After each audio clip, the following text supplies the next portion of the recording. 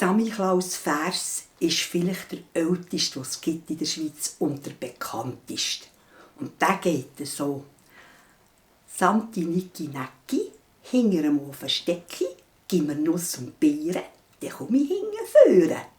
Und dann kann man langsam und kurz und laut und leise sagen, Santi Niki Necki, hinter dem Ofen Stecki, bring mir Nuss und Beeren, dann komme ich hinten. Oder Santi Niki Necki, hinter dem Ofen Stecki, gib mir Nuss und Beeren, dann komme ich hinten. Und das war dann früher etwas. Da hatten sie nicht so viele Sachen wie wir haben. Aber wenn ich jetzt hier die Nüsse anschaue, das sind eben wieder Nüsse und das sind spanische Nüsse. Und hier drin ist in jedem ein Samichlaus eingesperrt. Den zeige ich nachher gerade. Aber es hat noch Beeren. Sie wollen ja in diesem Versli Nuss und Beeren. Und hier hat es noch Beeren.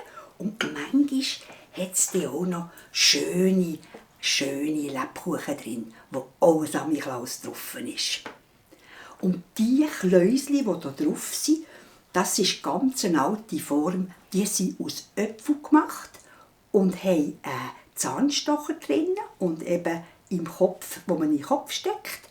Und dann tut man mit Krepppapier ein Hütchen machen und ein Mäntelchen machen und einen Bart machen. Und dann sehen doch die wunderbar aus.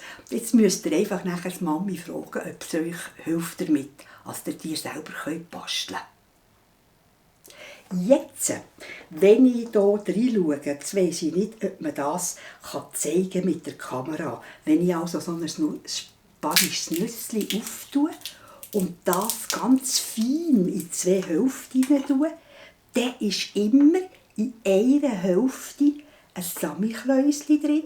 Man sieht wirklich einen Kopf und einen Bart. Und im anderen ist nichts. Und dem sagen wir, das ist der Schmutzli. Also, wir haben aber als Kind einen Ankenschnitt gemacht. Und dann haben wir eine Reihe Samichlaus reingesteckt und eine Reihe Schmutzli. Wieder ein paar Samichlaus und wieder Schmutzli. Und dann war das unser Schmutzli-Samichlaus-Schnitte. Und das könnt ihr auch ausprobieren.